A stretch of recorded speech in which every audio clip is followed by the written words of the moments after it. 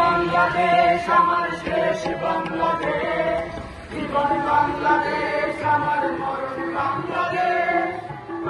শহীদ president বীর উত্তম জিয়াউর রহমানের ছবি অবমাননা, বিএনপির ভারপ্রাপ্ত চেয়ারম্যান তারেক রহমানকে নিয়ে অশ্লীল মন্তব্য ও কটূক্তির প্রতিবাদে মানববন্ধন করেছে জাতীয়তাবাদী সামাজিক সাংস্কৃতিক সংস্থা জাসাস। কেন্দ্র ঘোষিত কর্মসূচির অংশ হিসেবে 19 জুলাই কক্সবাজারে জেলা জাসাস আহ্বায়ক নাসির উদ্দিনের সভাপতিত্বে এই মানববন্ধন অনুষ্ঠিত হয়। এদেশের নতুন গজিউঠা শিশু পার্টি এবং দীর্ঘ 17 বছর আওয়ামী লীগের লুঙ্গি জাঙ্গিয়ার তলে থাকা গুপ্ত সংগঠন আমাদের কলিজাঘাত করেছে। কক্সবাজার কেন্দ্রীয় শহীদ মিনার প্রাঙ্গণে জেলা জাসাসের সদস্য সচিব আরাফাত সাইফুল আদরের সঞ্চালনায় অনুষ্ঠিত মানববন্ধন কর্মসূচিতে বক্তব্য রাখেন কক্সবাজার জেলা স্বেচ্ছাসেবক দলের সদস্য সচিব সরোয়ার রহমান, জেলা জাসাসের সিনিয়র যুগ্ম আহ্বায়ক গিয়াসউদ্দিন মুকুল।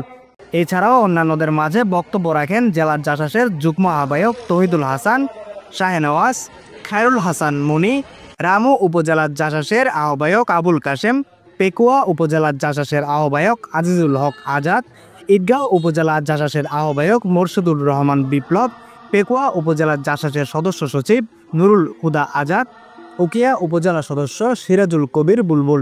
জাতীয়তাবাদী সামাজিক সাংস্কৃতিক সংস্থা জাসাস কক্সবাজার জেলার সিনিয়র প্রিয় সাথী বন্ধুরা, আমাদের নেতা 1971 সালে স্বাধীনতা ঘোষণা না করত বাংলাদেশ নামে একটি দেশ কত কিনা আমাদের সন্দেহ ছিল। বিরোধীদের বিভিন্ন অপপ্রচারণার বিরুদ্ধে আমি ধিক্কার জানাই। যখন এই দেশে স্বাধীনতার ঘোষণা দেওয়ার জন্য, স্বাধীনতার হাল ধরার জন্য কোন ভারত ছিল না, কালোরঘাট বেতার কেন্দ্র থেকে স্বাধীনতার ঘোষণা দিয়ে এই দেশের মানচিত্রকে চিনিয়ে এনেছিলেন।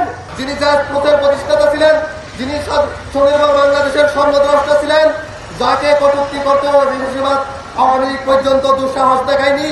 সমালোচনা রাজাকার মিলে একত্রিত হয়ে যেভাবে ষড়যন্ত্রে তারা লিপ্ত হয়েছে, আমরা এর তীব্র প্রতিবাদ জানাই যে আমরা কোন ধরনের দেশি শক্তিকে আমরা কষ্ট দেব না।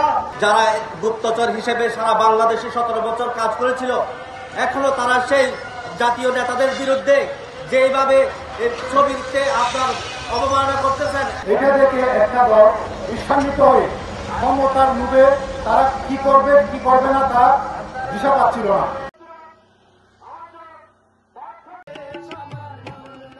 এতে প্রতিবাদী সঙ্গীত পরিবেশন করেন জেলা জাসাসের সাংস্কৃতিক টিম। News desk, CCN।